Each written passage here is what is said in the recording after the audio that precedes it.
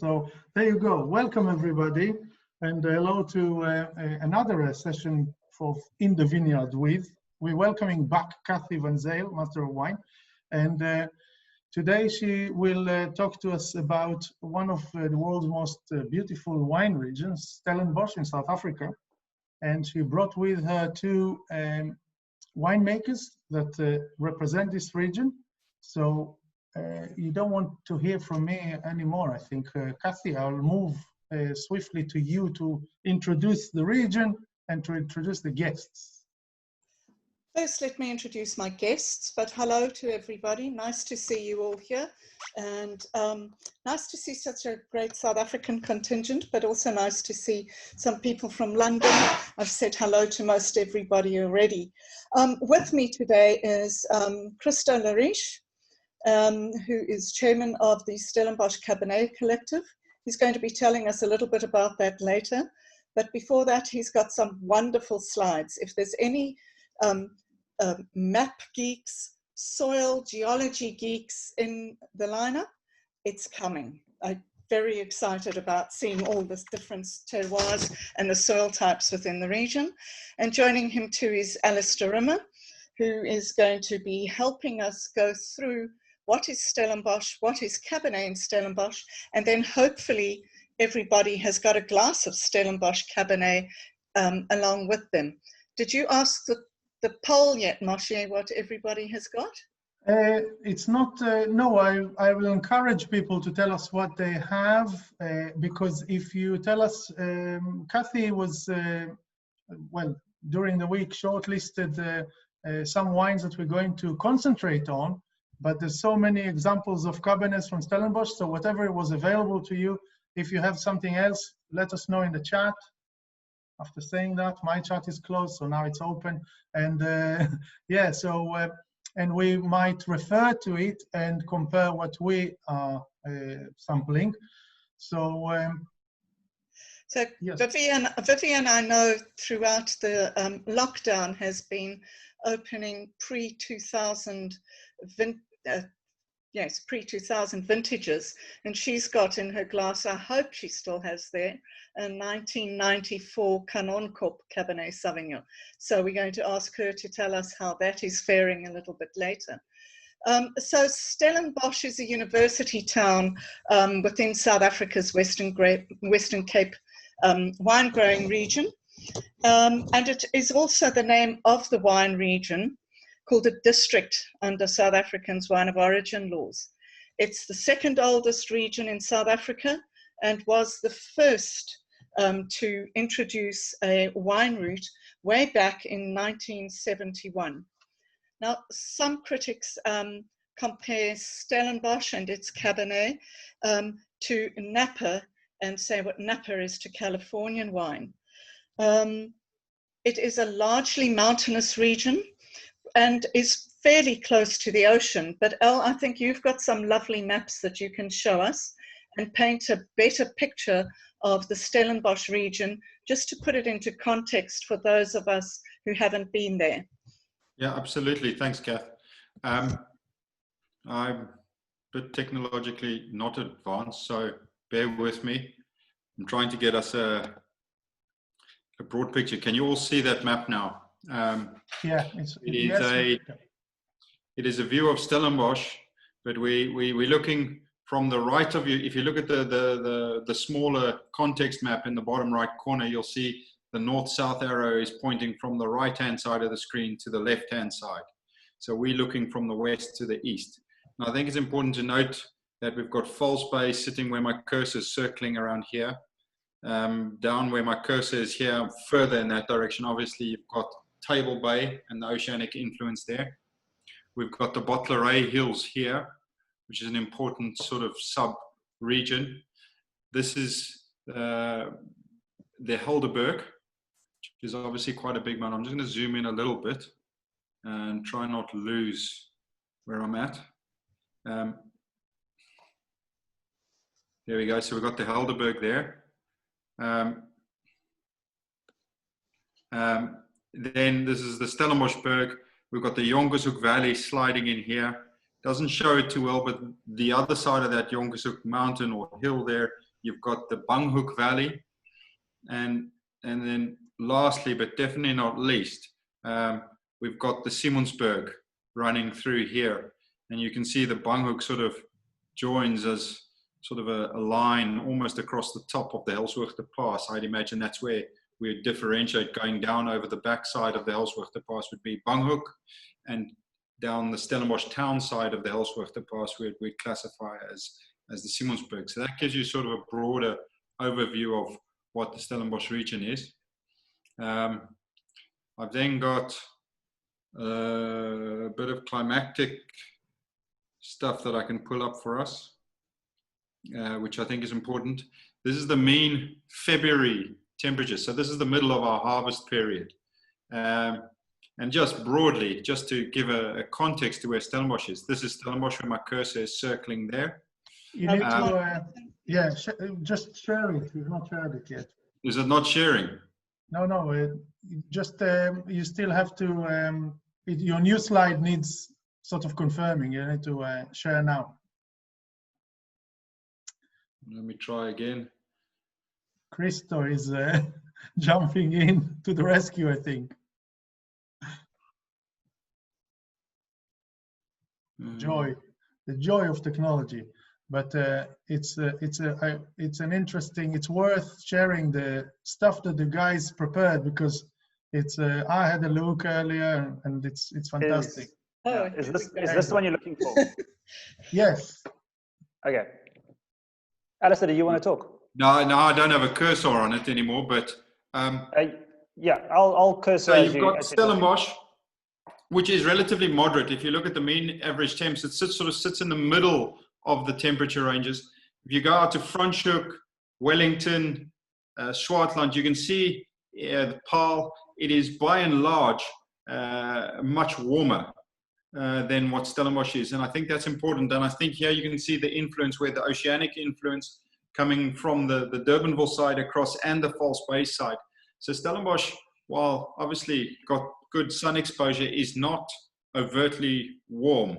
I know South Africa is a moderate, more Mediterranean style, but Stellenbosch, within the context of South Africa, he sits in the middle, which I think is important when it comes to ripening of Cabernet, and I'm sure we'll discuss it in more detail later.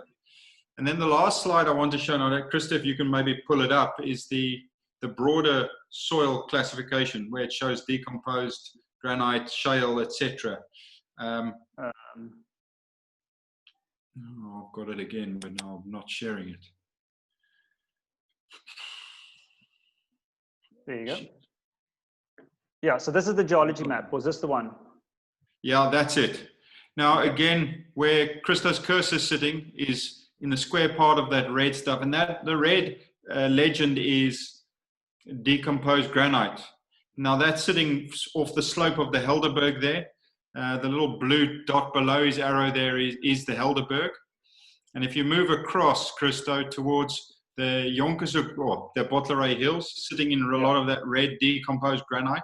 Obviously, there's different subsoils within that, but the broad classification is decomposed granite. If you look in the Jonkershoek Valley, the Banghoek Valley, and off the slopes of the Simonsberg, it's predominantly decomposed granite. Obviously, there's a lot of variation in with that, but again, I think that is a very key thing. My experience globally, when you're working with those decomposed granite soils in Cabernet, I worked with him a bit in California in some sort of the mountainous off-valley floor vineyards. And you started seeing a completely different profile in the wines there. So I think that'll be important and relevant to our later discussions. I think that gives you a broader perspective of what Stellenbosch is. I'll let Christo chat, and obviously he's got some more detail on the sub-regions and some of the soil stuff, and he'll chat a little bit about what makes some of the sub-regions that I talked about there unique. Before we do that, Elle, can you just tell us, I mean, it looked from looking at those maps that the vineyards have a lot of different aspects. And aspects, as we know, is one of the contributing qualities or factors to the quality of wine. Can you explain the different aspects and which of them are more prone to getting sea breezes and which of those are better for altitudes and sunny exposure? Yeah, absolutely. I'm going to attempt to share a screen again. How's that? Yes, it works. Yeah. I'm getting there. So now I've gone back to this original topo map. And if we think so I'm just going to move my pictures out of the way so I can see what I'm talking about. So now you've got my cursor. If we think from right to left is south to north. If you look at the Helderberg here, and again, there's obviously a lot of folds and ridges on the Helderberg itself. So it's not a hard and fast rule, but predominantly the Helderberg is slightly north and slightly west facing. The Bottleray Hills, depending where you're at, you could have any number of aspect, almost a full compass of aspect, depending on where your vineyard is. But they are closer to the ocean, because down the bottom here where my cursor is running around, that's where your oceanic breezes are coming from. So they're the first to really get the ocean influence. Any breeze that's coming off the ocean, cooling and moderating, generally speaking, the Bottleray Hills will get it first. And obviously, you must probably see more benefit of that. As you move up towards the mountains, you start elevating, and you get obviously a slightly, the further higher in elevation you go, the more moderate your temperatures, cooler your temperatures will get. So that starts playing a role. The Simonsberg, if you look, has got a south and slightly westerly aspect. And obviously, because we're in the southern hemisphere, you would expect a northerly aspect will get slightly more sun exposure than a southerly aspect. So I think that's important to notice.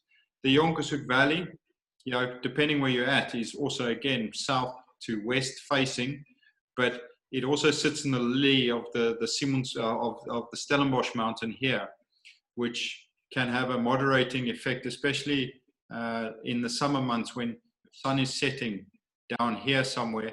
The afternoon, it loses that warm afternoon sun quite early. And then obviously the Banghoek Valley is completely on the other side.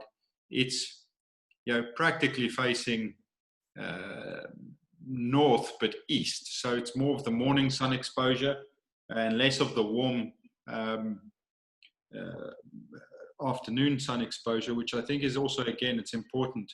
And you see it in the wines there. You get these very tight, very fresh sort of wines. I'm thinking of Delaire, obviously Bartney, these very tight focused. And I think we're talking a bit about Tolima. Tolima sits right on the ridge there.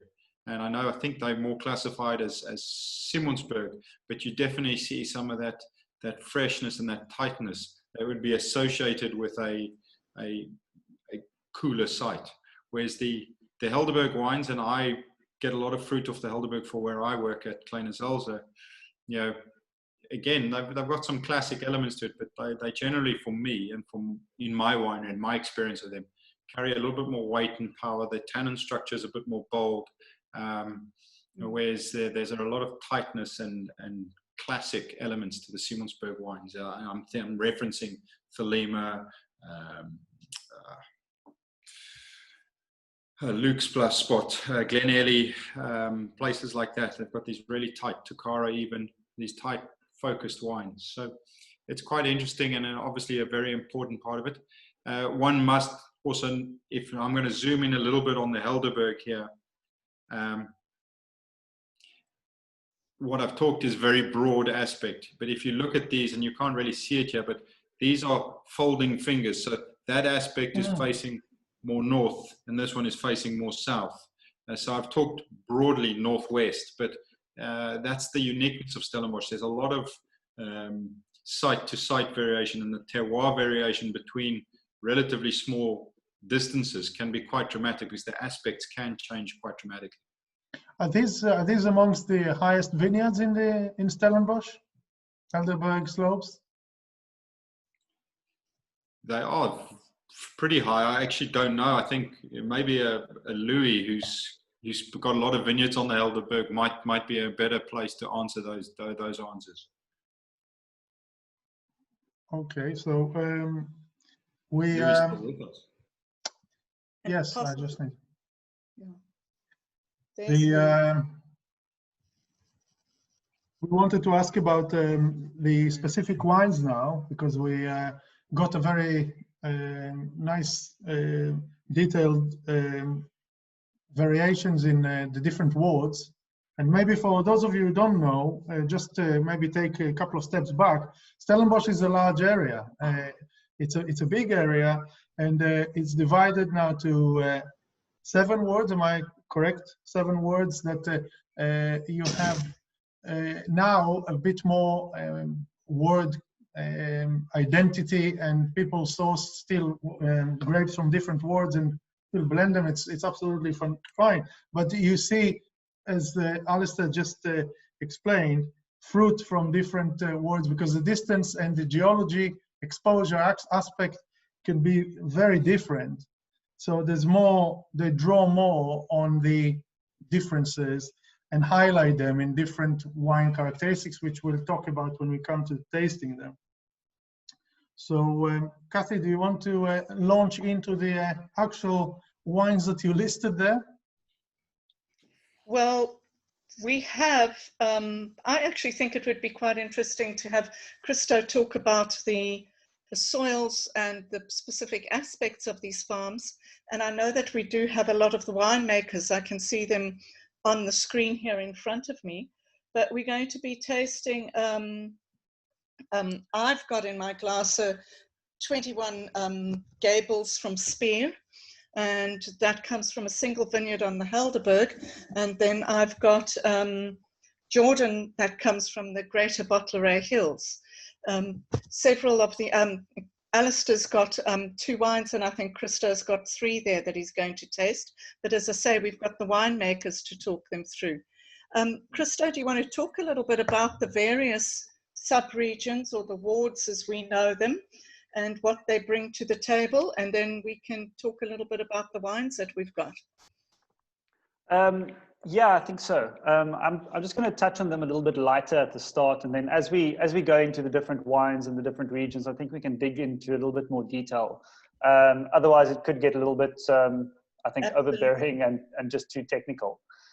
I think, just as a general overview to kick off with, it's important just to note, in Stellenbosch and really South Africa, we're sitting on an extremely stable piece of planet Earth. And because of that, we don't have any earthquakes, we don't have any major events happening in this area.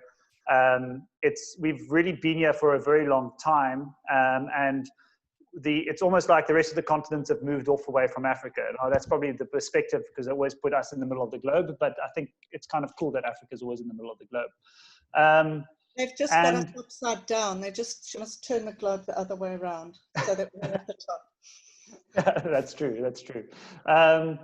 And one thing to keep in mind is that we're working with ancient soils. It's had a lot of movement, a lot of time. So originally this whole space was one big section of shale. So really flat ground, kind of powdery, ocean covered. And you're talking about millions and millions of years ago.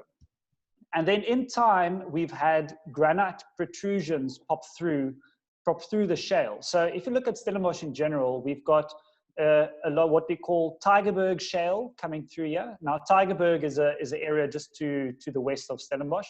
We've got some sorry, Christo, you mean to be sharing a Christo, I think you showing or you intend to show. Yeah, okay, I can give you a bit of a. No, let's go with this one. Now it's Alastair's turn to rescue you. There you go. There you go.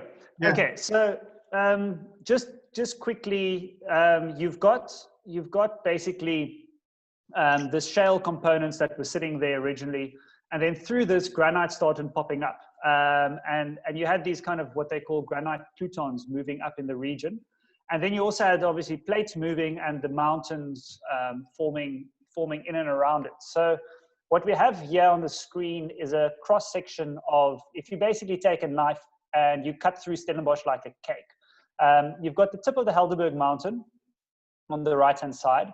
And on the left-hand side, yeah, this is the very edge of the Bottleray Hills. And the Bottleray Hills are just making a little intrusion on the left here.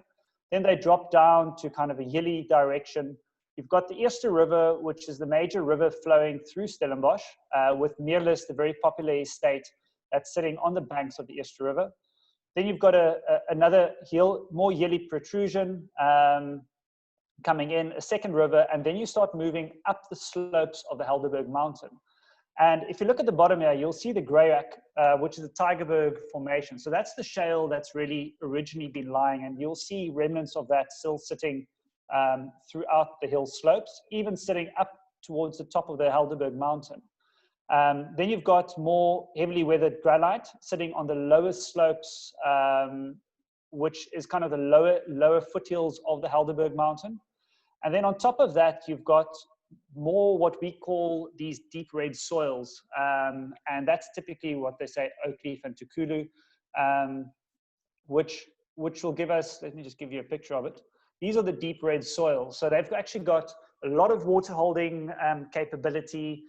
The roots can go nice and deep. They're a little bit more vigorous. And the vineyards of Rustenvrede, any else, you'll typically see this. You'll also see this on the slopes of the Helderberg Mountain. And they will vary from more reddish to more orangey in color. And if you go down to the foothills, so the mountains kind of popped up in the region, and you've got your more recent younger soils sitting up on the mountain slopes. And then down in the valley floors, what happens is you get rain on the mountain, that rain seeps down into the soil, and that then gets forced up in the valley floor. So you've got a little bit more wetness. And then you've got a more loamy soil at the top, and you're sitting with a clay bank at the bottom. And typically these soils will have a lot more water pushing in through the winter time, and in the summer they'll dry out again. So there's a little bit of a water table moving in that region. Here's another example, and these lower soils typically have what we call iron ferrocrete, which is this little picture at the top here, which is a little rock pebble. And that's usually indicative of water moving around in the region and just moving up and down in this profile. But okay, that's quite technical. Let me just quickly pop back. Just a second. Just a lay person question there. It looked, at least the first few cut through the soils that you showed, looked to me a bit like Terra Rossa. Is that nothing to do with Terra Rossa? So, okay, I'm not quite certain about the exact layout of the Terra Rossa soils. In South Africa, we've really gone and reclassified the naming of all our soils, purely because we've got such a diversity and such a large kind of component of different soil types. So for example, we've got the Villafonte soil, and some of you might know the Villafonte brand, and that soil type was actually originally identified on the Villafonte farm itself, which is now the Villafonte wine brand. So I won't actually be able to tell you if that is a Terra Rossa soil. If you tell me the description of it, then I might be able to actually help you out. I don't know if there's anybody in the call that can help with that. I'm trying to draw parallels to Coonawarra, but that's good. Moving ahead. Okay, no. So Coonawarra has got a calcium bank sitting at the bottom, and then you've got that more clay soil at the top. What's important is that we don't have. We've got quite acidic soils in this region, which is actually quite good for Cabernet. Cabernets do like the little bit more acidity in the soil. They also like a bit of moisture. So if you want to have higher pH soils, then Robinson, even the northern regions of the Swartland, there you start seeing a little bit more calcite coming into the soil profiles. But Stellenbosch itself, our pHs are all sitting between 5 and 6. So we've got a little bit more of an acidic soil type. And then also Fynbos, our natural biome, has got a tendency to acidify the soils, and it likes a more acidic soil profile as well. So that's really the natural environment that we're working with in our region. So, yeah. Christo, sorry, the water holding potential of the soils in Stellenbosch, is that fairly high? Do you have a lot of dryland vineyards, or do you mostly irrigate? So the mountain slopes, traditionally, there has been a lot of more dryland farmed. And today you still find a lot of dryland farmed vineyards. And that will typically be on these oak leaf and the Tukulu soils. They've got a higher clay percentage. The roots can go nice and deep, and there's actually a lot of soil available. Once you move down to the valley floors, there you see a lot more alluvial soil coming in. You also see the water table where you'll have a lot of water in the winter, but in the summer, the soils actually dry out quite quickly. So they would be what we call well-drained soils, even though there is water that pushes up into them through the winter months. And those typically would not be as good for dryland farming. And there you would usually be using supplementary irrigation, giving 1 to 2 irrigations towards the end of the season, just to help the vineyards through up to the end. But their roots will move into this clay bank sitting at the bottom to access additional water that's available. Thank you. Okay, so this is just something quick that I want to touch on this slide. You'll notice the small components of red. Now, those are the deep red soils that are sitting on the Bottleray Hills. You'll see them moving just to the north of Stellenbosch. And then as you go up the slopes of the Simonsberg Mountain, you see this red soil profile coming in again. And that is typically what we like to call more mountainous soils. And we'll taste quite a few wines coming from that region. And they've got a little bit more structure, a little bit more power. And then you've got, on the flip side, you've got the soils which are sitting down in the valley floor, which is what they call Kronstadt. Some of a little bit of Glen Rosa, which is also at the top. They were originally at the bottom before everything flipped around. And then those are a little bit more gravelly, the duplex soils, which is a different kind of flavor profile. So we like to say we've got the duplex soils and the more deep, well-drained mountainous soils and that we're working with. And then we've got a whole range mixed in between, depending on the slopes that we're working with and undulations in the environment, ravines, et cetera, et cetera, et cetera. But really, you've got to visit Stellenbosch to understand all of this. I'm happy to take people on tours if they want to see a little bit more in technical detail. Right. I obviously like it. It's quite interesting. We'll happily travel, trust me. Vivian, you have that? He's your tour guide for Stellenbosch next time around. Okay, so come on, let's taste some wine. As I said, I hope everybody's got something in the glass. Where should we start, Christo? Before we taste and give actual descriptors that might skew what I'm going to ask, is I'm going to bring that on, and I want people to let me know what they think. Feel free to vote. I'll give it another 20 seconds or so. I think you don't need that much, but it's only 2 questions. Oh, this is so interesting. Interesting. Anybody needs more time? Oh, it's still moving. So yeah, people still voting.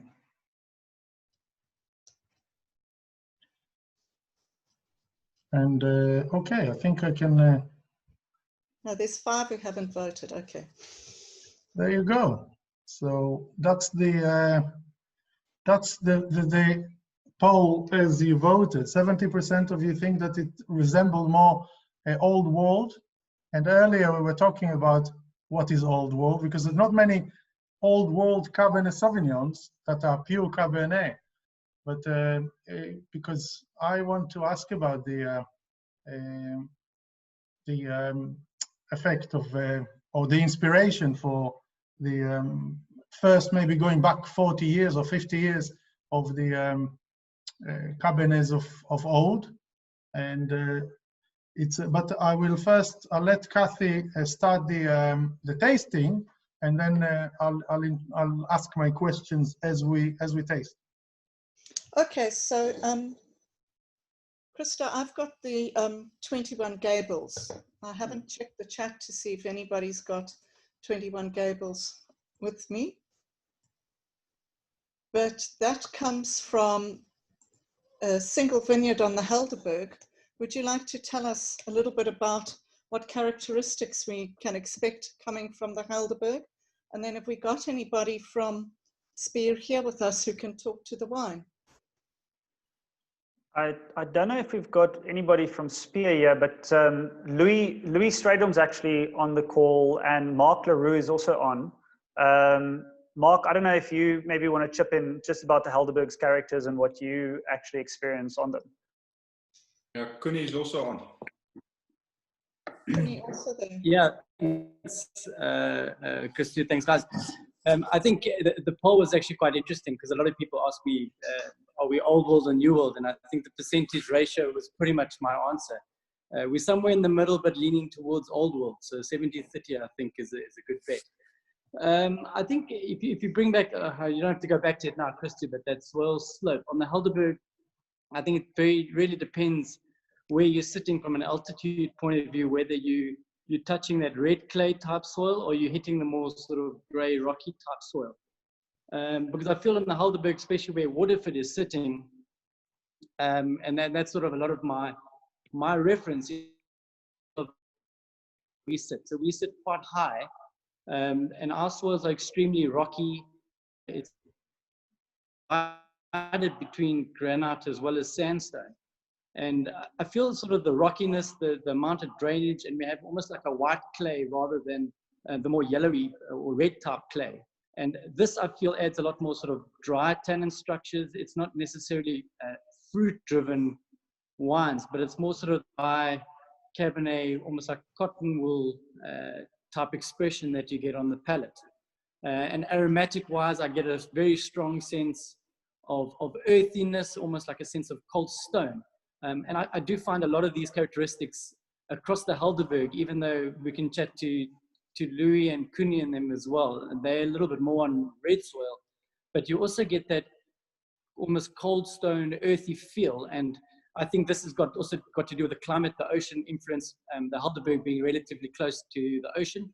So I think soil's one factor, but I think sort of the climatic ocean influence also to the Helderberg side. So do you think that the ocean breeze and the climate plays a greater role in wines from the Helderberg, or the soil? Tough. I think soil is probably always going to be your most influential, because your vine's probably situated rock solid into that. But I don't think you can sort of forget about the ocean influence, because as Alastair was saying earlier, we're pretty much north facing. So if you think about north facing in the southern hemisphere, that's cool. Yeah. On the top of Helderberg, it's pretty chilly, especially after lunchtime when you get quite a cool breeze. So it's quite a long time that you're getting a chill factor in the vineyard. So that does definitely play. So the effect of such a cool altitude, it's obviously protect you in really hot years. But is it sometimes difficult to ripen Cabernet on the Helderberg? I don't think I've ever had an issue ripening on the Helderberg. I think we get more than enough heat even. The reception is not great. We can't hear you as clear as we might want to, but I think we got the idea that... Maybe you can switch Louis on. I did, and hold on, I will again. Louis, you're unmuted now. Evening, everybody. Hello, Louis. Thanks for Christo and the team, everybody. Thanks for a few words. Yeah, you spoke a little bit about Cabernet on the Helderberg, and you asked about ripeness. You know, I think actually one of the trends that we actually been working on over the last 3 or 4 years to actually try and reduce our ripeness levels on the Helderberg, because it gives so much that we actually try and get a bit of a balance. And sometimes, you know, we can push a little bit too new worldy in the style of what we're making on the Helderberg. I mean, you really need to be careful of that, because with our northwest facing slopes, these deep red soils, the ability to ripen the fruit is quite easy. So we could try and manage. And you know, we had on the property, we did an experiment with one Cabernet block where we harvested every week for 7 weeks the block with 1 bin each, and we looked at the different alcohol levels and profiles, you know, and the best flavor profile between a weight of the wine, the fruit of the wine, and drinkability was at about a 13.8 alcohol. So, you know, for us it's easier to get sugars, and we actually had to manage it down on the Helderberg, because we've got such a great terroir that ripens so so wonderfully in the great sunshine we have in South Africa. And like Christo said, we've got a very great terroir and macro and microclimate that works really in our favor. We don't have any frost. We had a little bit of wind sometimes, but it's actually good, just to bring down the levels of temp in the soil. So I always say, for us on the Helderberg, the cooler the vintage, actually the better wines we make, because we have so much, can sometimes get so much heat because of our northwest facing slopes. So it's really a great Cabernet. We get these lovely, rich Cabernet flavors that come through. And when I've learned actually to work less with the Cabernet, just in the cellar, and not try and push the boundaries too hard from an extraction perspective, which has given me, I must admit, over the last 3-4 years, a much more better balanced wine than what we used to. But 15 years ago, bigger was always better. We were like running after these 15.5% alcohols, and everybody was doing it. It came all from Australia, and that's the way it was. But that has dramatically changed over the last 15 years. And I think it's great for wine. Let the wine express itself more than what you're trying to confect something in the cellar with fermentation techniques. So Helderberg it's a great terroir that just keeps on giving, and you must be careful not to take too much.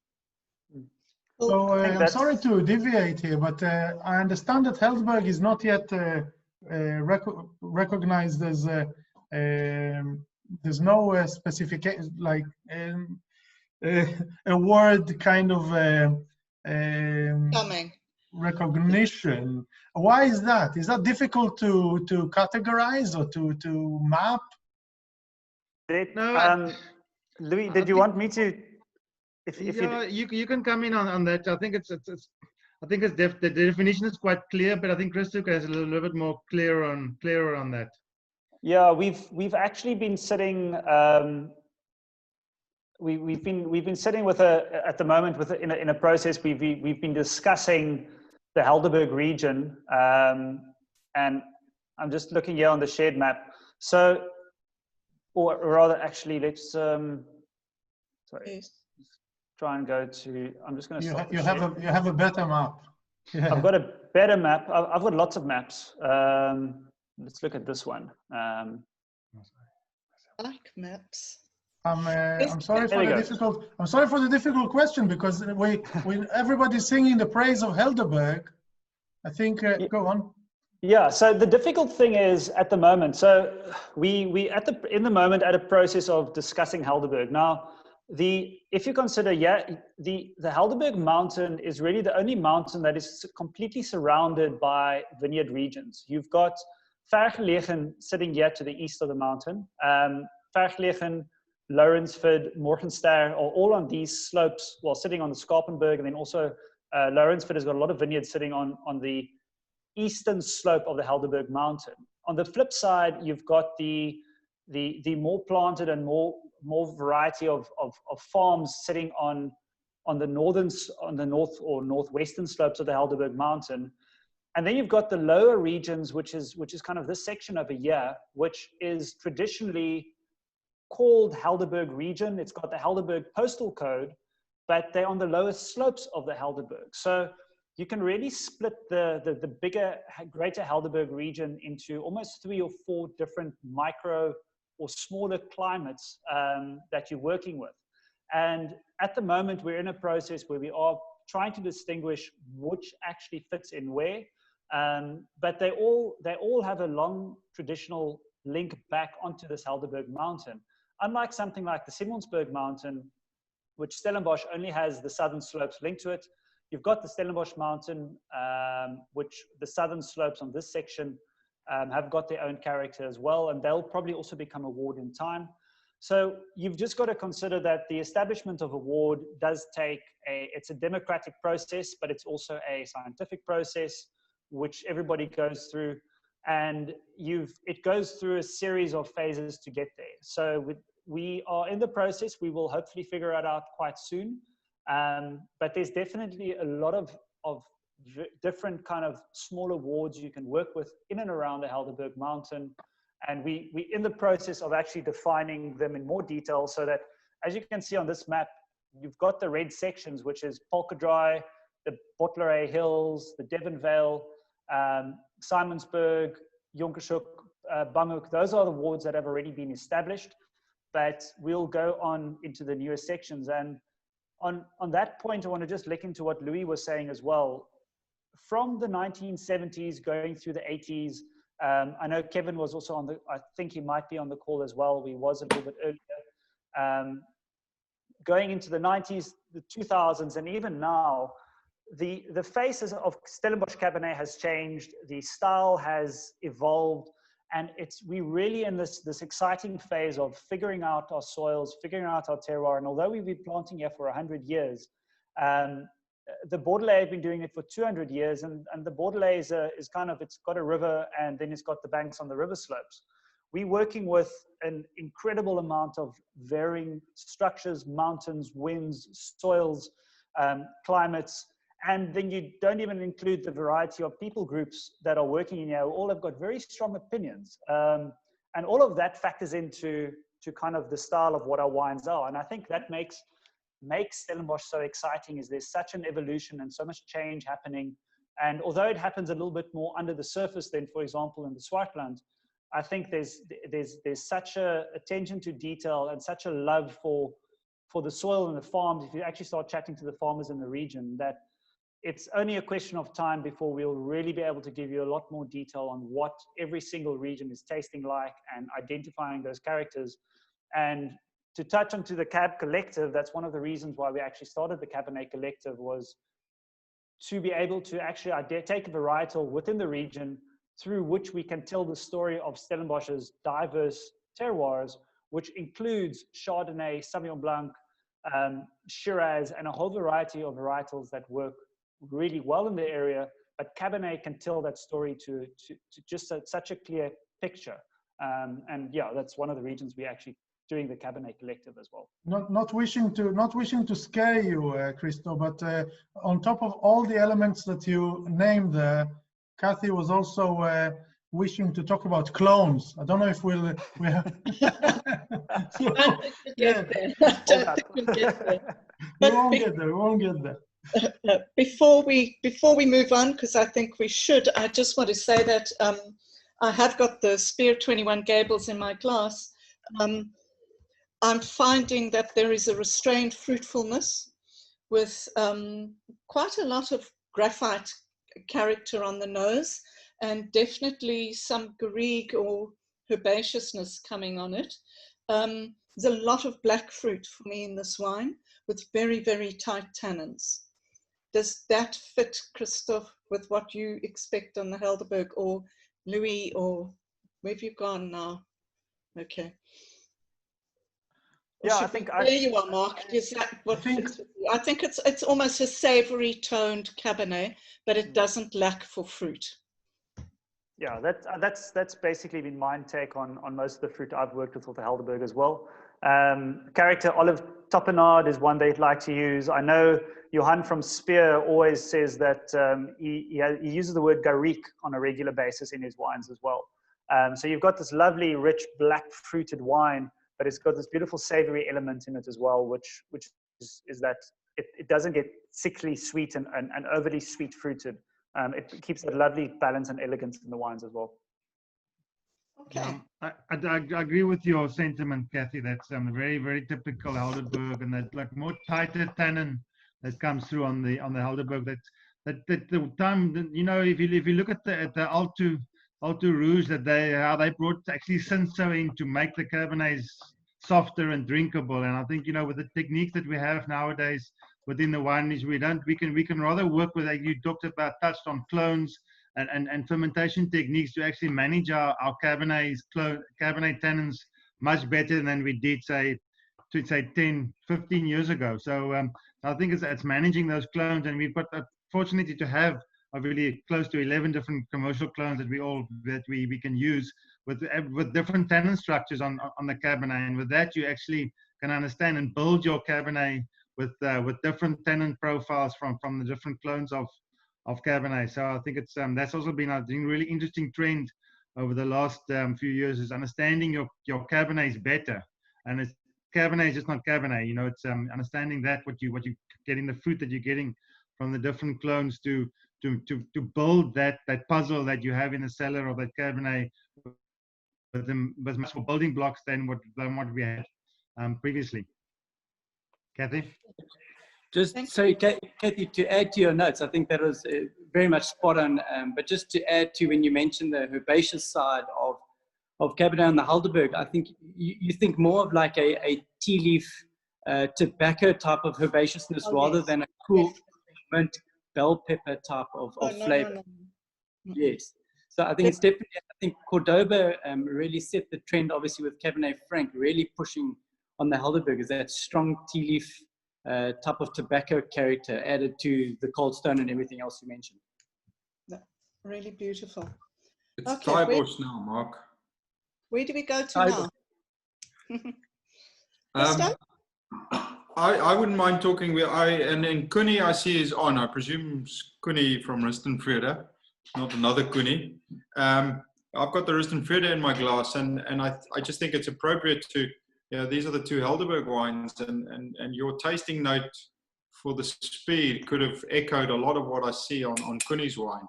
And what I really like is there's a great ripeness to this wine, but and you used the word restraint. There's a restraint to it. You used the word garrigue. We've talked about the herbaceousness. That tobacco leaf, I think, is very appropriate on this Rustenvrede. I think that's something that Kuni's done over the years, is really develop great ripeness in his wine, but without going to that overripe sort of Napa, heavy, sweet profile. There's a restraint to the wines. And I think that's also got to do, Louis talked about the moderate, sort of with the altitude, and it just, we've also learned as South African winemakers and Stellenbosch winemakers to rein it in. We're not chasing the big Napa or the big Australian style. We are making wines that are appropriate to what work well in our climate. Do you want to hear from Kuni? Because I'm trying to. That's it. Now you can. No, he's hiding from us. No, I saw him. There he is. He's in. If he says something, we'll hear it. Hello. Hello, Kuni. Well.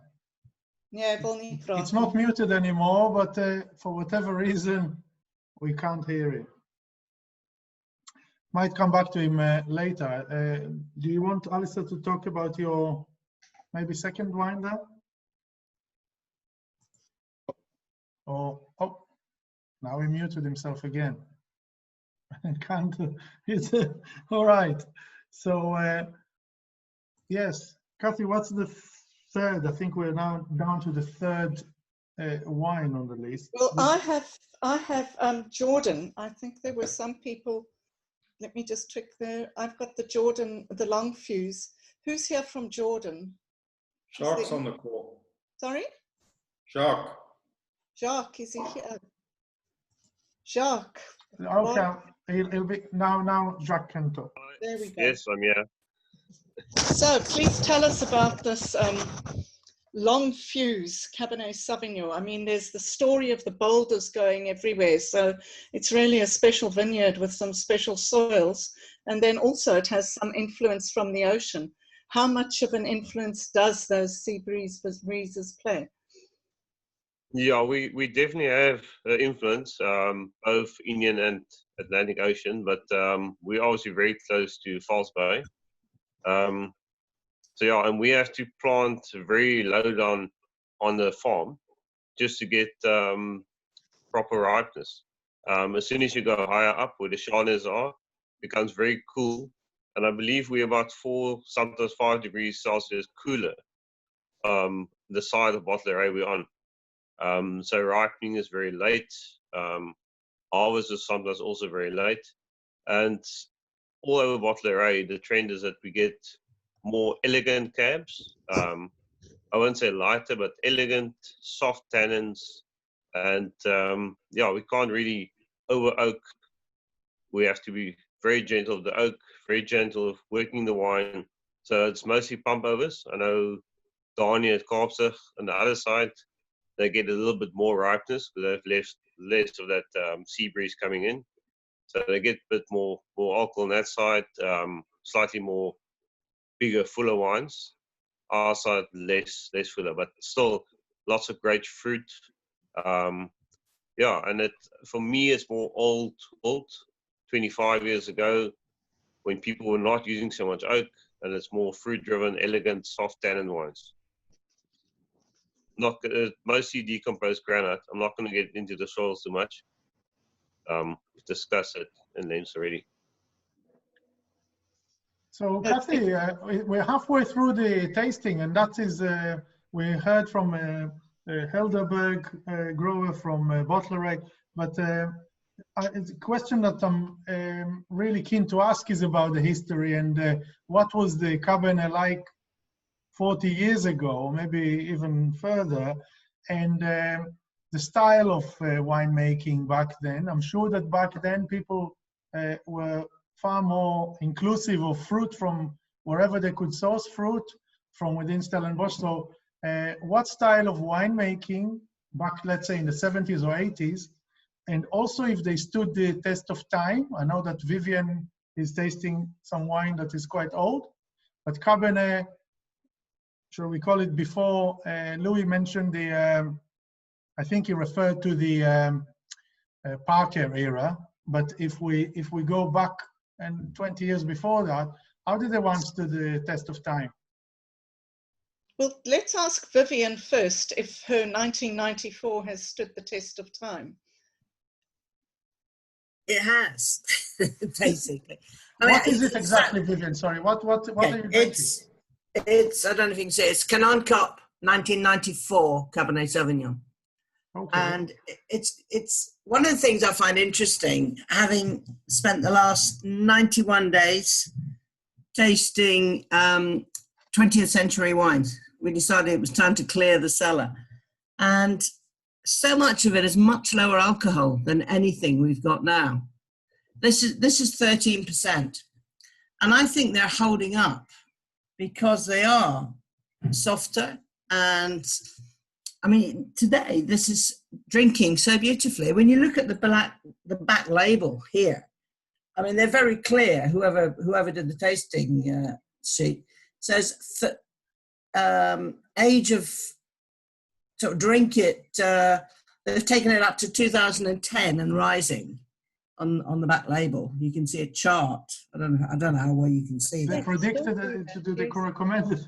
There's a graph. Yeah, there's a graph, and so 2010, and it's still going up. And I actually think these older vintages are softer. I mean, 90-odd wines. We've had one corked wine. Everything is under cork, and the corks have been great. And they're not all South African wines, but every South African wine we've had has actually been really good. It's still got masses of fruit. It's got what I call black sort of mulberries and blueberries and black currants, tayberries, and yet there's still this sort of traditional cigar box pencil shavings that's still there. I mean, I remember coming to South Africa in 2000, the first time, and I found the varietals, whether it was Merlot or Cabernet Sauvignon, really tough and difficult to drink at that stage. And I think, having spent, the last 20 years coming to South Africa every couple of years, there's been fantastic improvements, but alcohol keeps moving up.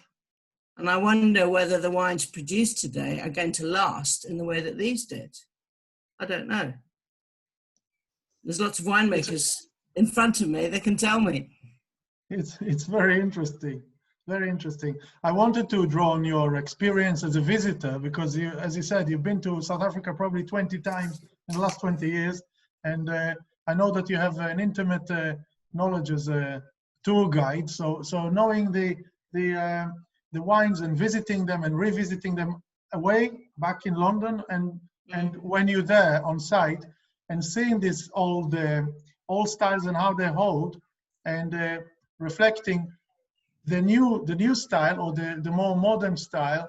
Are you, maybe a question for the winemakers, Christo or Alastair, you're making them for to age for 20 or 30 years? Yeah, I think I'll jump in. I think the serious Cabernets, absolutely. I think, I don't know if I'm making wine necessarily that I want to age for 20 or 30 years, but I think by the nature of what Cabernet is and the nature of the style that we get, and it's relevant in Stellenbosch, the best examples absolutely can age 20 to 30 years. And I think I'll also touch onto the whole alcohol debate, and Louis touched on it, Vivian mentioned it. I think also what happened is, and we had a webinar with you earlier on in a couple of weeks ago about virus. I think we also started having trouble with our material. If we forget about the clones, just the quality of material. And so, because some of the stuff wasn't as healthy as it should be, some of the vineyards weren't as healthy as it should be, to get wines that weren't harsh and green and bell peppery, you had to let the sugar ripeness get up. You had to leave the vines hang, the grapes hang on the vine. And I think what I'm seeing with my personal experience with the cleaner material that is virus-free, let's call it, or nearly virus-free, the vines are healthier, and the physiological ripeness is actually starting to match your sugar ripeness better.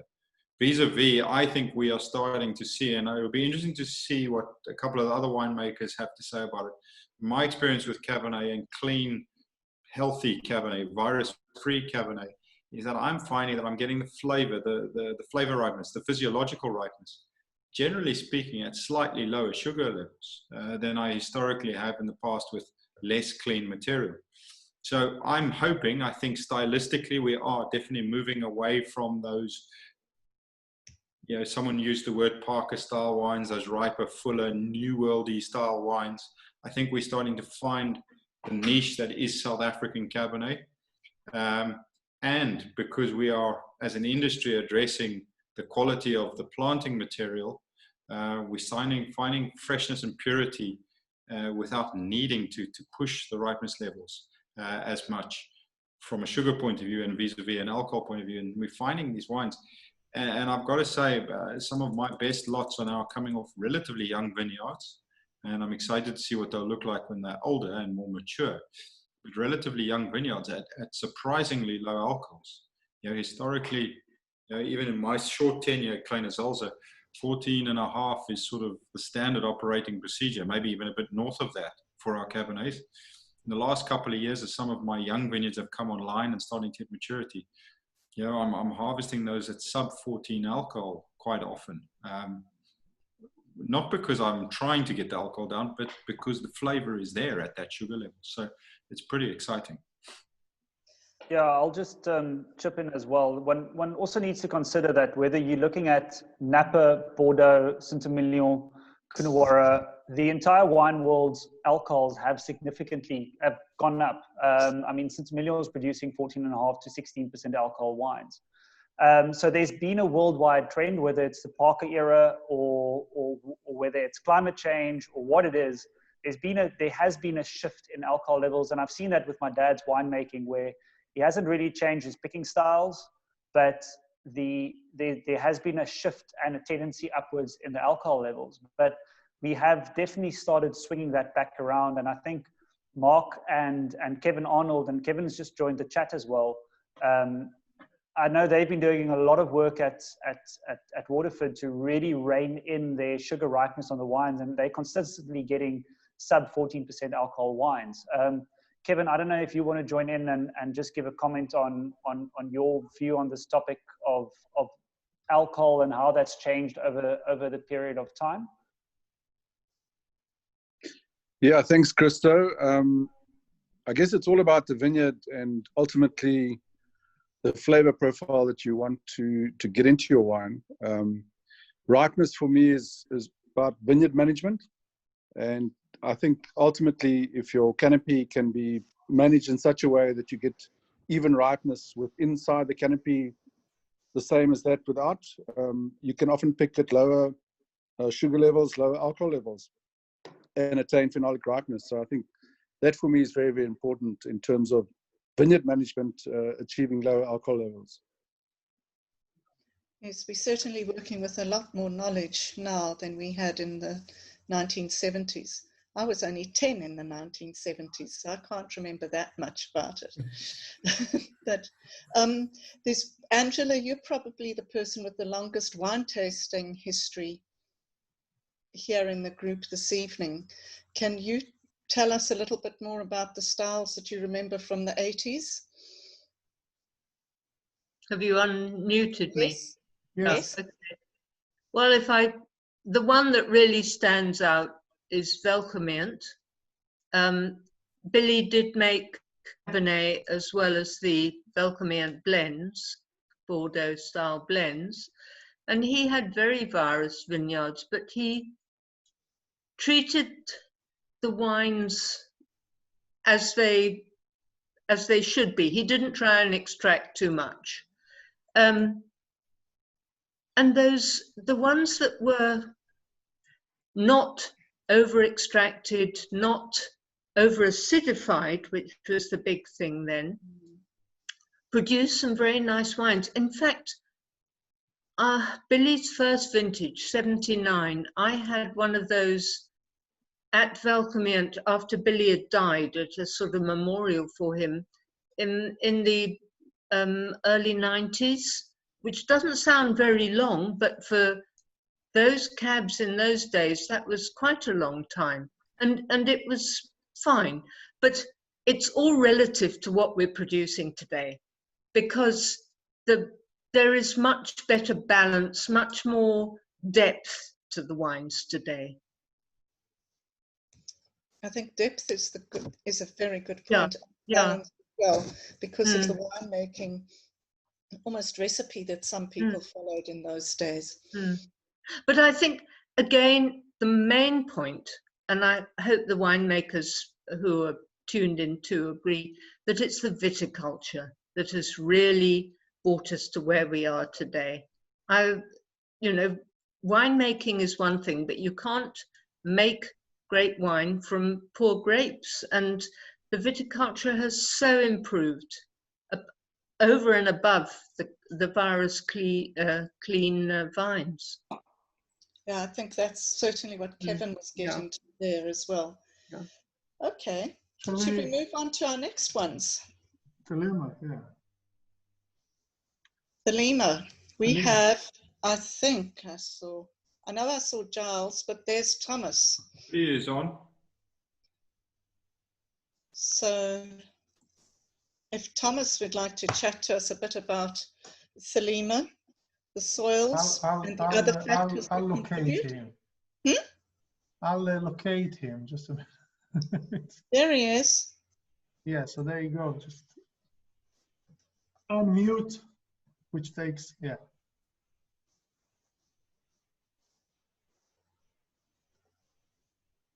Is he unmuting? No. You might. Rudy, yeah. Rudy, if you're hidden under something that's like Hawaii 5-0 or something, we won't be able to find you. Where is Rudy? In pajamas. Can you guys hear me? Thomas is in his pajamas, but where's Rudy? Can you guys hear me? Yes, Rudy. Hi, how's it, Christy? Yeah, thanks. Yeah, I've got the 2017 Thelema Cabernet with me, and I'm about halfway through the bottle already, so pretty good stuff. Now, briefly, just to touch on, Cathy mentioned something about clones there. Thelema, we are the backbone of our cabs over the years has been the 163 clone, and now to date, 338, clone 46 and 169 make up pretty much the arsenal of our Cabernet.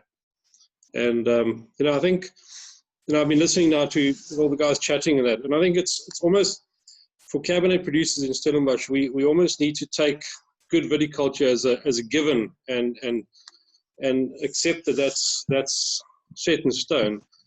And the really important things are, picking dates for me determines a huge amount of the style and the complexity of the wine ultimately. So accepting the fact that we have good viticulture, we should be having good viticulture. It's picking dates, good vineyard management, and then extraction. We've we have the choice, and a few winemakers have pointed out, there's a conscious decision not to make a vert style of Cabernet that is super ripe, super extracted.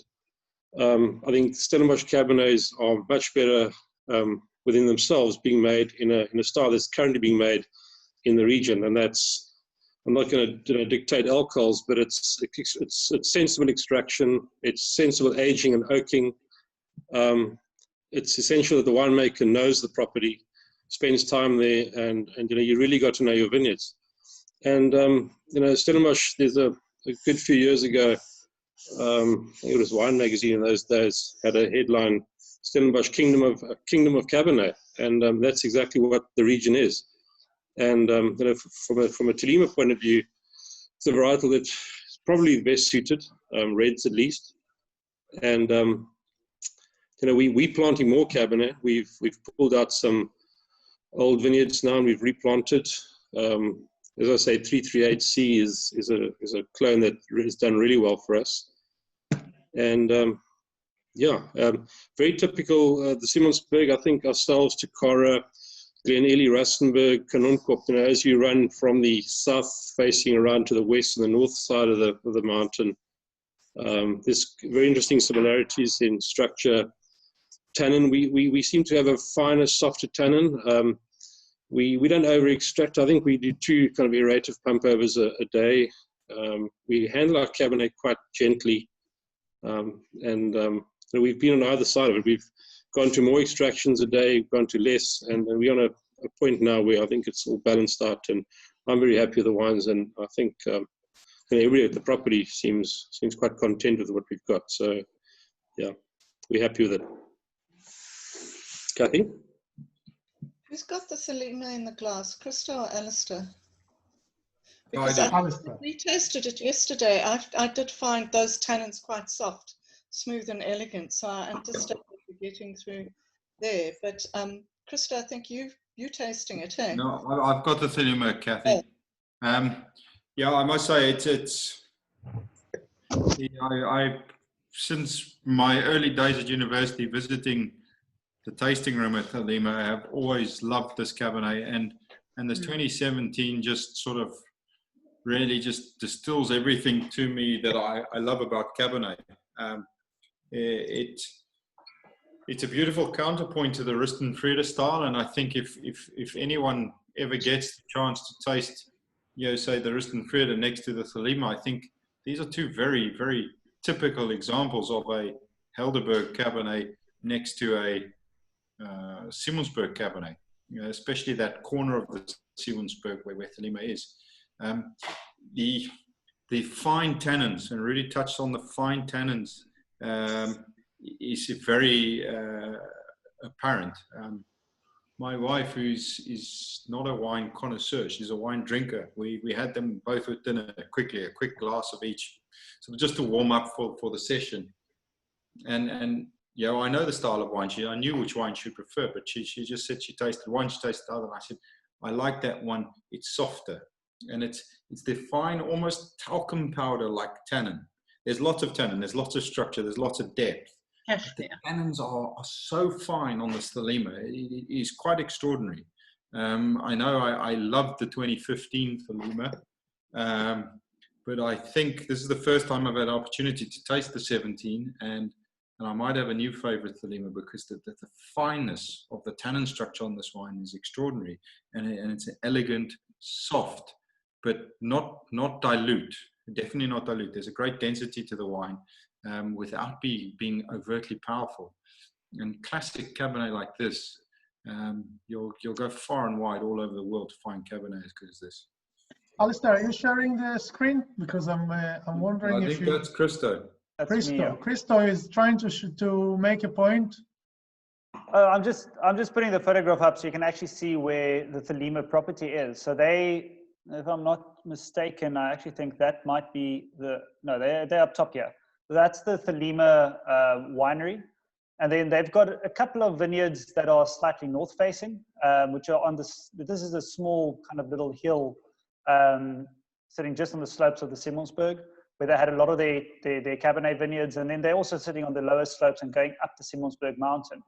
But all these vineyards are sitting at about, really, you can correct me here, but it's about 300 to 500 and even up to 600 meters above sea level. And we were talking about the highest vineyard in Stellenbosch. There's a little vineyard stuck right up at the very top here, which is actually a block of Sauvignon Blanc that goes to Zevenbach, which I think is possibly one of the highest vineyards in the whole of Stellenbosch.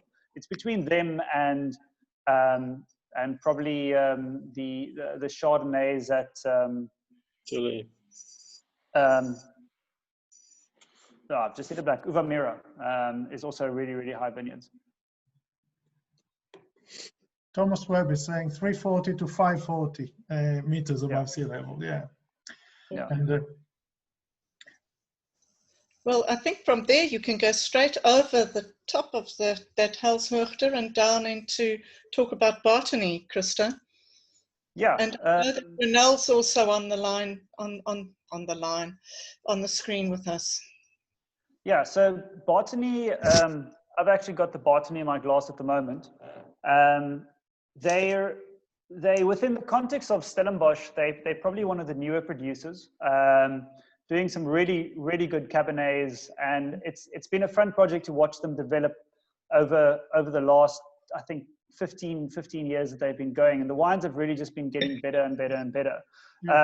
This 17 Cabernet, which I'm drinking at the moment, and I think Alastair and I are sounding like stuck typewriters, but this is for me probably one of the best ones I've ever had from Botany. I'm actually really enjoying this glass of wine, and the Banghoek is, let's just get them on here.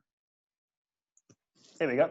So this is the Banghoek Valley that you can actually see. So basically we're standing now almost up on Thelima's highest vineyards, and it's these slopes are all the slopes that are planted to the Banghoek wine. So you've got Dallaire Groth up in the corner over here, where Mornay is producing some really outstanding Cabernets with one of the highest priced Stellenbosch Cabernets, which is going at about, I think it's between 4,000 and 6,000 rand a bottle. And they're doing significant volumes of it. They're doing a very, very good Cabernets. You've got Botany, which is sunk in somewhere around here. I think Renel might actually be able to tell us in more detail. And then this little hill in the distance is Oldenburg, and the hill that they call Rondekop, which means little round hill. And it's a more north-facing valley. And I've always found it a tricky valley to work in with Cabernet. You're always playing on the verge of ripeness. But when you get it right, and I think the 17 Botany is, Renel's actually got it spot on in terms of ripeness. You've always got a slight herbal background on the back edge of the wines, but this has got beautiful, bright black currants, going towards a little bit more of a red fruited character, fine ripe tannins, which I would relate to that Simmonsburg kind of character. They've got nice deep red soils. And this is actually a region that's doing some very good Cabernet Francs, and you're seeing some very good Bordeaux-style blends coming out of the area as well. Renel, I don't know if you've got a little bit more detail that you would like to add in on that. I can't.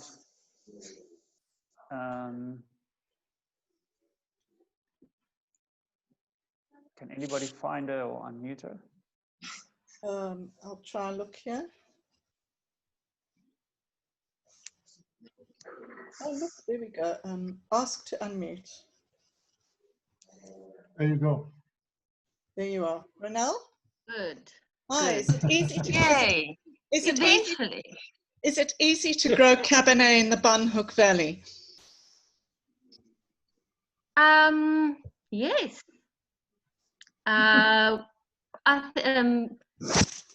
Kevin touched on canopy management, and that's essential. And if you have slopes that are northeast and southwest facing, you lose the late afternoon sun, which is in some way quite beneficial for not having too much late afternoon sun, but at the same time one wants one's cab to ripen.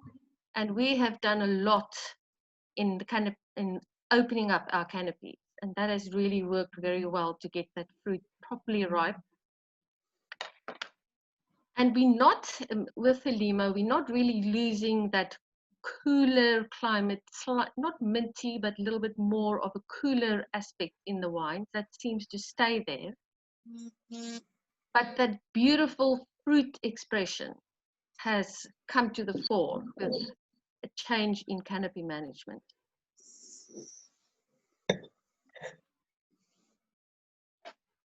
Yeah, and I think just to add with Ronel there, those lovely red soils that you get in Banguk, you get the great spots are there where you've got lovely vigor that's come into balance, and with good canopy management, nice light coming through into it, they get a lot of early morning sun coming in there, which if we go on to the other wine that I'm tasting, which is Lanzarak from the Jonkershoek Valley, the Banguk will get that morning sun and not as much of the afternoon sun coming in, where the Jonkershoek Valley will have late morning sun, only the mountains, the sun rising over the mountain, and then getting a little bit more late afternoon sun actually blowing into the valley itself.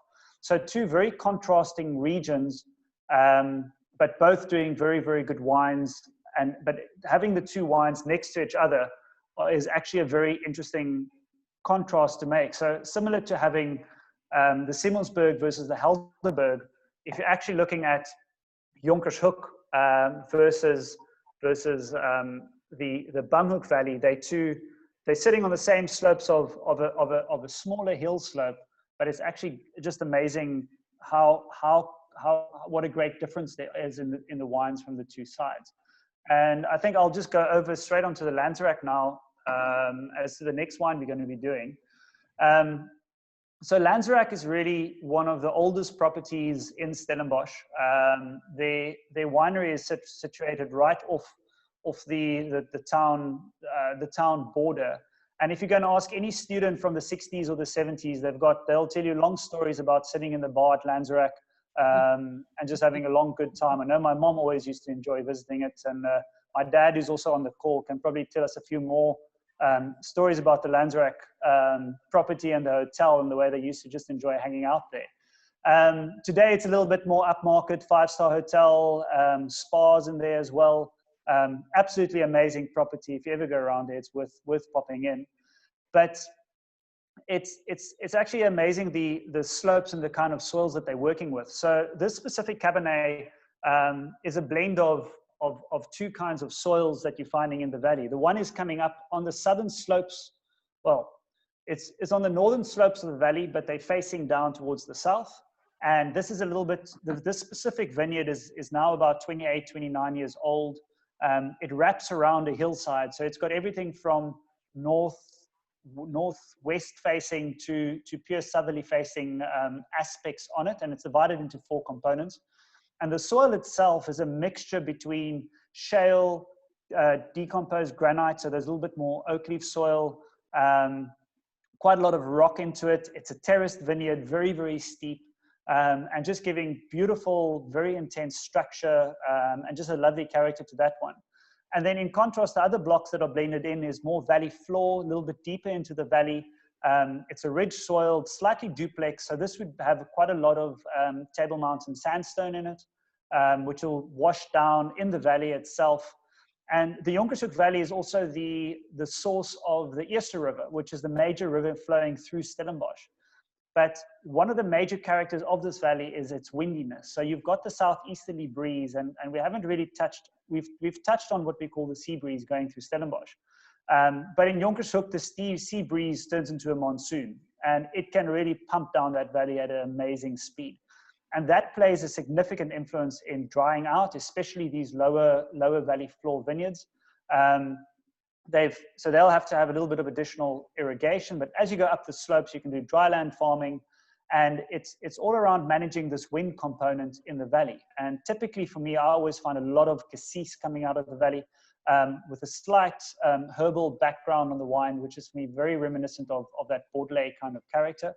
And you see that a lot on the vineyards of Stark Conde, Neil Ellis, both very well-established Cabernet producers, and as well as in this Lanzarak as well. So you've got this lovely Cabernet component, or cassis component, lots of black fruits coming through. There's a very good acid seam running through this wine, carrying it through onto the finish. And it's coming in at, I think, 14.3 alcohol. So for me, that's a very comfortable alcohol level. We were discussing that earlier. Sitting between 13.5 to 14.5 in Stellenbosch is a very, very nice bracket. And yeah, it's a very pleasant wine to be drinking on a cold winter's evening in Stellenbosch. Dad, I don't know if you wanted to just give a little bit more comment on Jonkershoek and the valley itself and your experience on it. Sorry, let's just unmute him.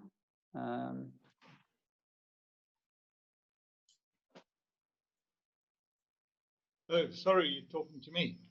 Yes, there we go. Oh yeah, you're back on again. Okay. Yeah, sorry, I'm coming in from the cold here. Your question? Could you just expand a little bit on Jonkershoek and your experience in the valley? I mean, you've been making wines there since the early 90s, and I think you can talk a little bit further on your experience on the wines from that region. Yeah, I was there from 1997 until 2010.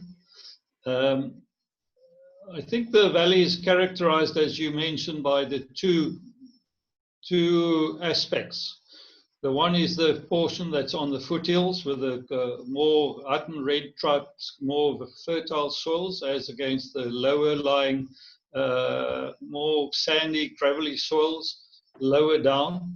And each of them have got their own characteristics that's made. The lower lying soils are earlier ripening, more of the sweet cassis, whereas on the slopes you get a much later ripening Cabernet, and also more structure and more acidity, a bit later ripening, as I say, and so two quite different aspects that you have in the Jonkershoek Valley.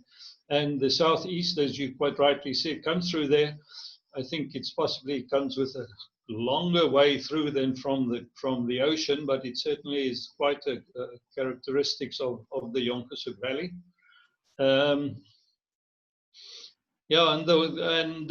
So we've had some actually very good calves from that area as well. So I think it's certainly a good. It's also, so one part of it is actually quite the part closer to Stellenbosch is obviously much lower than higher up, and further up you get a much higher rainfall, but also more fertile soils. Maybe some too much fertility not fertility, too much vigor on the Cabernet could be a problem there, but lower down, less vigor and earlier ripening soils, and more sweet fruit and riper grapes. Yeah, so you can see on the picture I've put on here, this is the actual shape of the valley itself, with the Twin Peaks in the background here is actually one of the highest mountains in Stellenbosch, and these are topping out over 1,000 meters above sea level. So we're running with vineyards that are ranging from 50 to 100 meters above sea level, all the way up to the 600 meter mark, and then the top of these mountains are sitting at about 1,200, 1,300 meters above sea level. And that's a change within a 20-kilometer radius. So it's a very, very fast, very steep incline. And you can see these vineyards will be all decomposed granite. And then as you come down, you'll have the valley floor deposits, as my dad mentioned, a little bit less vigor. So quite a change as you move down the slope. So this is really a microcosm of what you would see throughout Stellenbosch, reflected into this one little valley pocket itself. Yeah, I grew up in the valley, so I really like Jonkershoek. It's one of my favorites. But I think Christo, can you just take us back to the map, your 3D map, and show us Jonkershoek on again, just to reorientate us. Okay. So there you've got the bigger region. So we chatted about the Simonsberg with the Thelema property being over there. Yeah. And you've got the Banghoek Valley with its more northerly facing slopes, and then the Jonkershoek Valley, which is facing southeast to northwest, with a wind blowing down this valley and out into Stellenbosch. And interesting factor to note, and this only really becomes evident if you're living in Stellenbosch for an extended period of time. I used to cycle to school every day, and we used to live up here, the winery we used to work out, and it used to be a 5-kilometer cycle to where I used to go to school down here. And it used to be dead calm, not a breath of wind. When I left school over here, actually quite warm. We had to wear blazers cycling back. And then as you come around this corner, you would head, as you hit the hill going into the valley, you'd go straight to a 40-kilometer-an-hour southeaster breeze coming down that valley and be blown off your bicycle. And it's amazing how if you move from this area in Stellenbosch, which doesn't have much wind, yeah, you've got a lot of wind. Lima is a little bit more sheltered, and Rustenburg, you've got winds blowing into this direction. In this southern area of Stellenbosch, there's a constant sea breeze coming through this region, with this little corner, in the very corner of the region, which is called Gordon's Bay, has got the highest wind speed in the entire South Africa. But it's only in this little pocket over here. So the vineyards situated around Vergelegen, Morgenster, Lawrenceford are actually, this pocket over here is very influenced by the wind and actually very strong breezes coming through. But if you take it into contrast, Stellenzicht, which is usually a little bit more sheltered, but they do get a lot of the sea breeze influence coming in. Louis can expand on that, but they actually lost a vineyard which was blown over. The entire vineyard was literally just keeled over in January this year because of a very strong easterly wind that came through. So depending on where you are situated in Stellenbosch, you will have a significantly different feel of that wind's influence, and that will change your temperature experience as well, where Jonkershoek is much cooler than what it would be in Stellenbosch town itself. And as you move up the mountain slopes, things cool down, all closer to the ocean. And it's all these little micro pockets that are coming there, and it makes it extremely complicated. So Steve from Canada was actually commenting earlier that why don't we just talk about Stellenbosch as a region instead of going into all the micro details. I think for general people that are being introduced to Stellenbosch, they're just gonna go, I think their brains will fuse if we go too far and in too much detail. And we've been doing a lot of detail today. And that's where Stellenbosch in general, you can talk about the characters of our Cabernets, etc. But if you're really interested and you want to dig in a little bit further, there's so much variation and so many interesting pockets that you can come into, and you can really taste those through the wines as well, which it's for me a region that can, whether you want to go to the MW level of absolute detail into soil, or you just want a really nice glass of Cabernet, I think there's aspects into all those directions for everybody. Thanks, I think Christo. we have the last. I have a last question. I think it might be a nasty question, but seeing as I've got Etienne on the line here, I wanted to ask him if he could choose any one of the 8 wards where to plant his next Cabernet vineyard. Which one would it be? And I'm coming after you too, Kevin. Do you have a favorite ward, Etienne? I think I'd rather say I have a favorite soil or a terroir in mind. And that would possibly be one that would be a well-drained soil, but not too, it mustn't have actually hold too much moisture. So you don't want too much vigor. I think Cabernet doesn't need too much fertility, because it's, and also it needs to suffer a little bit. So I think I'd rather go for a more gravelly type of soil, and which makes sure that the grapes ripen properly, and a little bit of stress. And I think from there you can look at certain areas. I wouldn't like to go too high up on the mountain slopes, maybe the lower lying areas, which I think is quite a known fact that the reds do better on the not so high up on the slopes. So I think that's what I would have in mind for when I'm looking for the perfect area. Certainly not too high up, but say intermediate to low, and then a good well-drained soil as well. And obviously, you need the moderate influence of the ocean must be there as well. You don't want extremes in. No, I want to have sun. That's just wishy-washy. Oh, okay. Oh, okay. That was wishy-washy there. Thank you. That's a very diplomatic question. Kevin, where would you plant a Cabernet vineyard in Stellenbosch if somebody gave you everything they'd ever earned plus everything their family had ever earned, and you could buy the piece you wanted?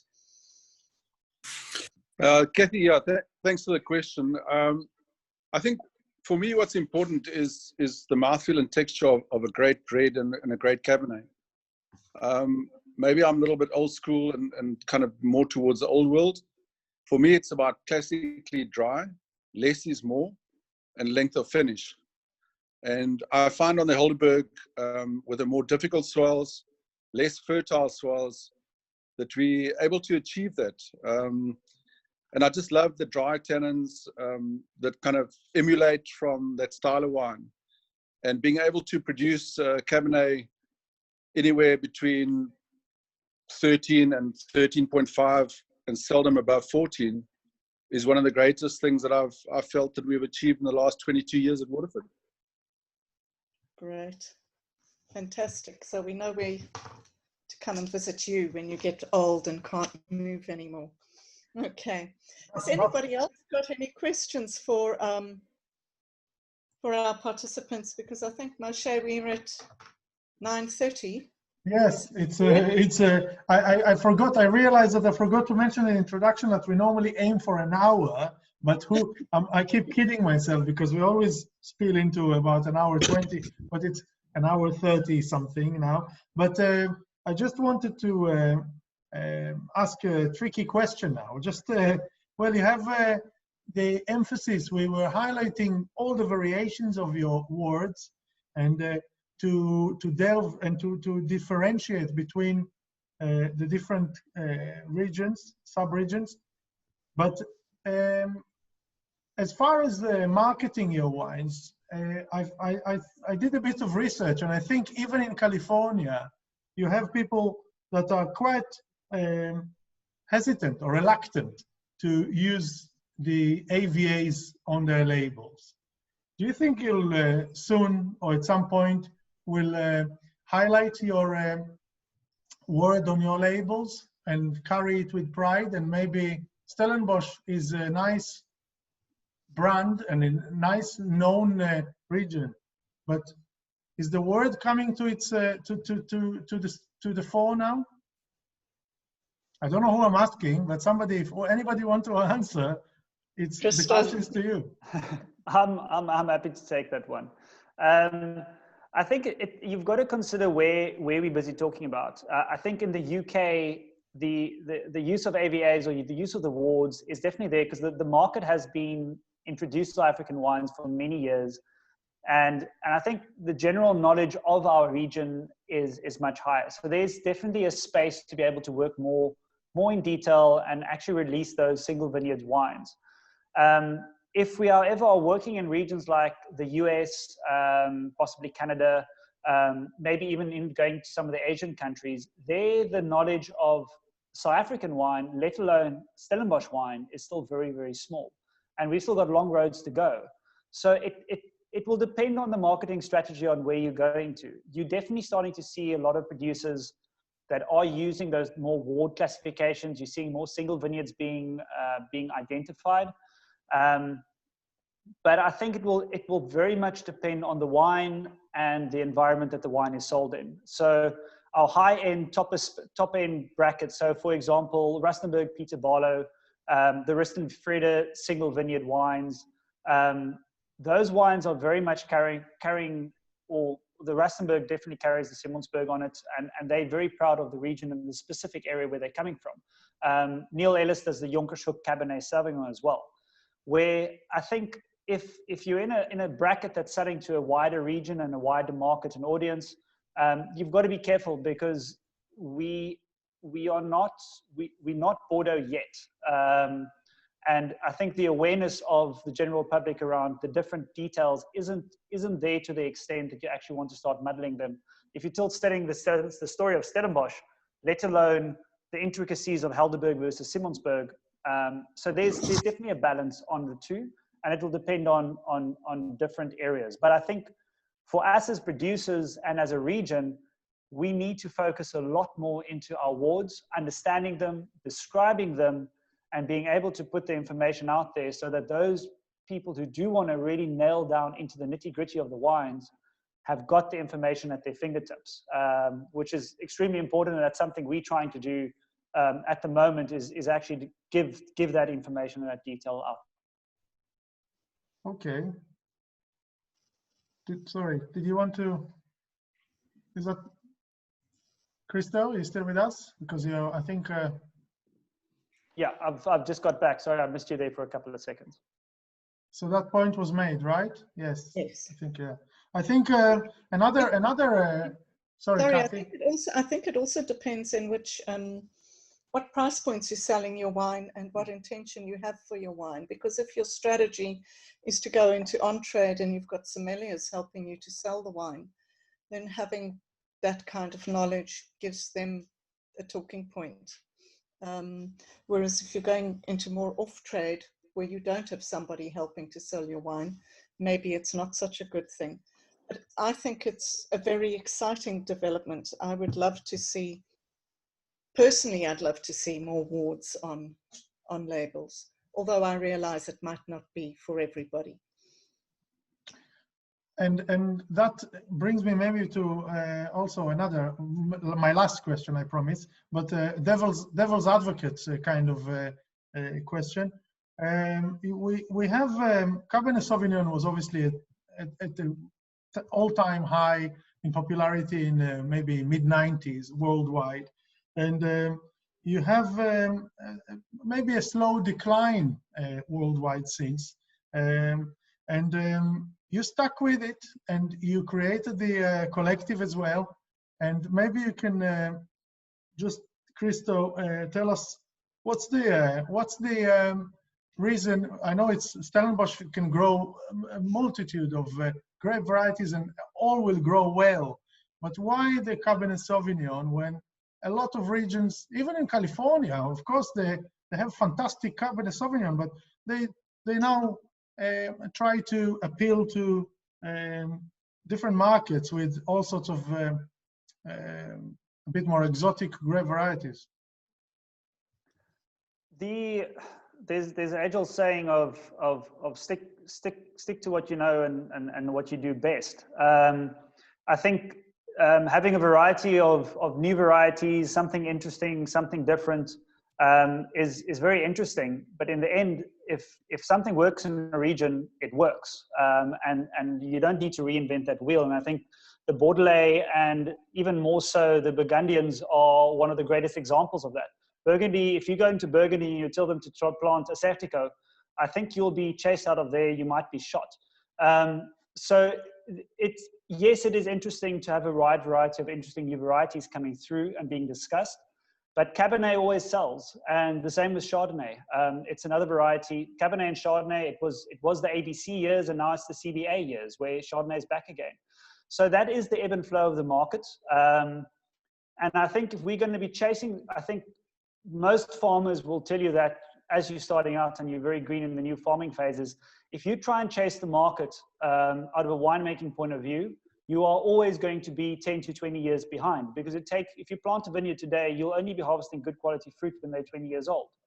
And by that stage, where the market is now to where it was in the late 1999s, is a completely different environment to play in. So one of the major reasons we started and we focused on the Cabernet within Stellenbosch was that we know Cabernet works here. We know it's been working here since the 60s and the 50s. And if you've had the opportunity of tasting the old Stellenbosch Cabernets from Lanzerac, Kanonkop, the Distel brands, Sonneblums, those wines have aged extremely well, and they can stand up to the best in the world. And for that reason, we've gone and identified Cabernet as one of the kind of herald grapes within the region. That doesn't mean Stellenbosch doesn't make exceptional Shiraz, as well as some really good Sauvignon Blancs, very good Chardonnays. We've got such diverse terroirs that we can play with a very wide variety of cultivars. But Cabernet has shone in the region for the last 60 years. And I think we would be stupid not to take the grape and run further with it. So, so not looking at the ebbs and flows of market perception, but rather doing what we know works and just fine tuning that to a level where you're really just going further and further and further in quality because you really understand your soils. And I mean, planting a vineyard is a generational thing. It's not it's not something that changes from year to year. The vineyards I plant now, I would like to have my kids farming with. And that adds a bit of stress onto the decisions you make, but you pick what works best in your region. Fantastic. Well, I did say it's a devil's advocate because I'm a big fan of Cabernet Sauvignon, and you mentioned Assyrtiko in Burgundy, and I may add that in Bordeaux, as you may know, they are cross-eyeing now and allowed things like Touriga Nacional. So you have an Albarino. So in Bordeaux, so you have, as you mentioned, such a variety of soils, elevations, aspects, wind. So I think you can definitely highlight Cabernet Sauvignon and any other variety that grows well to its max in Stellenbosch. And well done for sticking by it, because again, we see a lot of, and there are winemakers here from other parts of the world in the audience tonight that will attest to again, trends and people requesting or searching for indigenous or trendy grape varieties. So well done again. Cathy, shall we? I think we should say goodbye to everybody. So thank you everybody for joining. Thank you especially those winemakers for coming. Great to see everybody from overseas. And if you would like to see any of those maps, Christo, are you prepared to share them? Within reason and depending, they're all still owned by Vinpro, so we're still working on getting all those maps out to everybody. But yeah, if the right environment is there and credit is given, then yeah, we can definitely share some of those maps. Well, thank you everybody. We have and he'll handle all the admin. Yes, I'll pass it to me and I'll put it on the show's notes. This will be published on YouTube and on my podcast as an audio, which probably will be the worst session to put on audio because of all the visuals we shared tonight. But and next week, so far we have no. So I'm taking a week off. Unless you will be notified, everybody, if you get if I get something last minute, but we will be in touch. Thank you again for logging in, and I hope you enjoying the rest of your bottles now. Thank you, everybody. Thank you. Have a good evening. Good evening. Thank you, everybody.